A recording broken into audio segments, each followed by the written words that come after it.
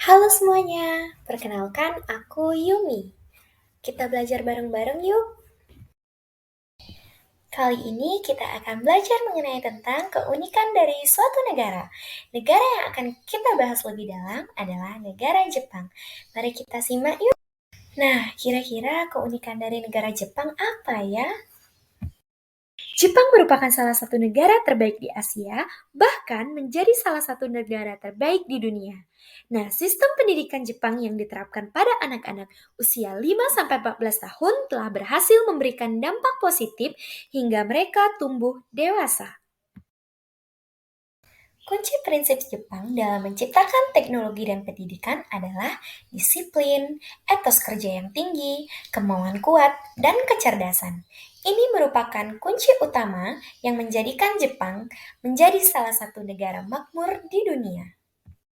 Sama seperti halnya dengan Indonesia, Jepang juga memiliki klasifikasi kelas untuk para siswanya yang dimulai dari TK hingga pada tahap akhir ke perguruan tinggi.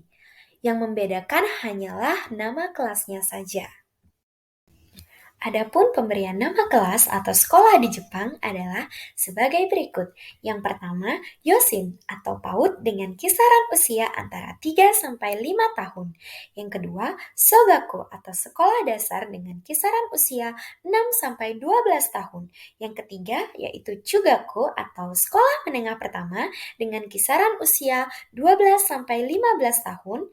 Dan yang keempat, Koko, sekolah menengah atas dengan kisaran usia 15 sampai 18 tahun. Yang kelima, Senmon-gaku atau sekolah menengah kejuruan dengan kisaran usia 15 sampai 18 tahun. Dan yang terakhir yaitu Daigaku atau perguruan tinggi. Nah, secara umum seperti perguruan tinggi lainnya di dunia dengan waktu kuliah sekitar 2 sampai 4 tahun. Keunikan sistem pendidikan di Jepang yang pertama adalah fokus pada pendidikan karakter saat 3 tahun pertama. Ketika seseorang memutuskan untuk sekolah, sebagai siswa sekolah dasar atau SD di Jepang, kamu akan mengikuti ujian mulai dari kelas 1 hingga kelas 4. Ujiannya pun bukan mengenai materi pembelajaran. Sekolah di Jepang mewajibkan pelajarnya untuk bersekolah sampai usia 15 tahun dan sebanyak 99% pelajar Jepang lulus dari menengah pertama untuk kemudian melanjutkan ke jenjang menengah atas. Yang menjadi keunikan negara ini akan pendidikannya adalah ketika sudah masuk jenjang Chugaku atau SMA, pemerintah menggratiskan secara keseluruhan biaya pendidikan, akan tetapi untuk biaya transport dan makan siang maka akan ditanggung orang tua masing-masing. Tentang pendidikan dasar, informasi seputaran pendidikan di Jepang untuk pelajaran sosial mulai dipelajari untuk kelas 3 sekolah dasar yang mencakup pelajaran sosial dasar seperti geografi dan sejarah.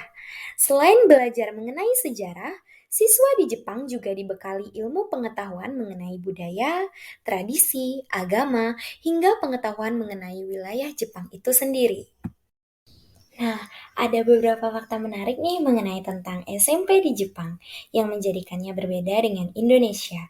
Berdasarkan data yang ada, 5,7% orang tua siswa di wilayah metropolitan memiliki sekolah private. Sama halnya seperti di seluruh dunia, jenjang pendidikan paling tinggi di Jepang adalah universitas. Seperti yang sudah kita ketahui, untuk masuk ke perusahaan besar, gelar dari sebuah institusi adalah suatu keharusan bagi beberapa orang. Nah, tercatat ada sekitar 800 universitas yang ada di Jepang dengan terbagi dalam 3 jenis. Nah, ada pun kelebihan dari sistem pendidikan di Jepang. Yang pertama yaitu mengutamakan tata krama sebelum ilmu.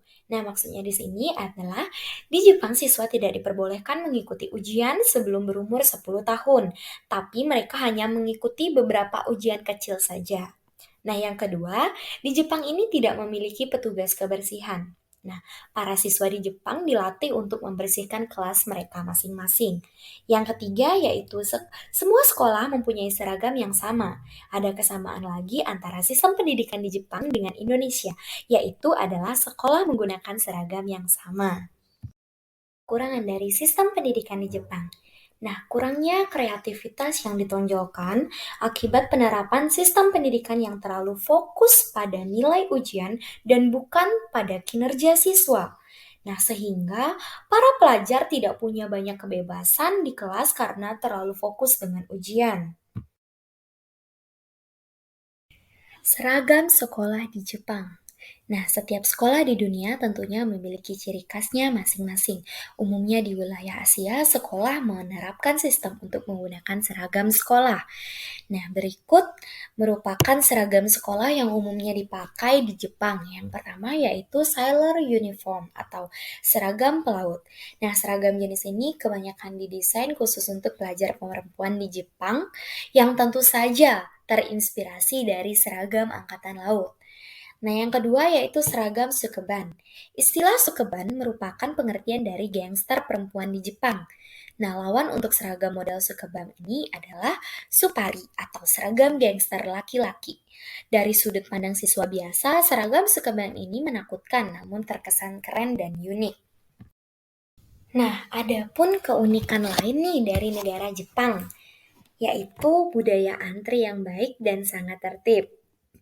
Memiliki teknologi yang sangat canggih, sehingga hampir seluruh aktivitas masyarakat dan fasilitas umum yang tersedia di Jepang memanfaatkan kecanggihan teknologi yang mereka miliki, kebersihan lingkungan yang sangat terjaga, dan fasilitas umum yang sangat terawat.